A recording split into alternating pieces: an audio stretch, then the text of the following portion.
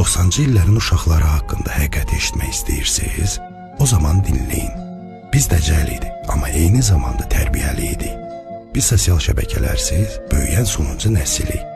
Səhərdən axşama qədər küçədə olurduq. Nə telefon, nə planşet, nə də like vardı. Evə qayıtma vaxtını zəng yox, ananın pəncərədən səslənməsi bildirirdi. Biz duyğulu filmlərlə və insani dəyərlərlə büyümüşük. Təsəvvürümüzlə möcüzələr yaradırdıq. Oyunlarımız hər şeydən yaranırdı. Sadəcə dostların qapısını döyüb çıxmalarını gözləyirdi. Gecələmələr isə bizim üçün əsl macəra idi.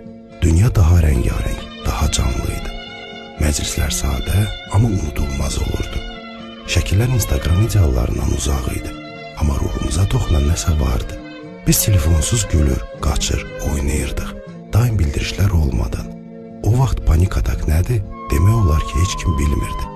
Sadəcə deyirdilər, zəif olma. Biz xırda şeyləri sevməyə bacarırdıq və bəlkə də bunu bacaran sonuncu nəsil biz idik.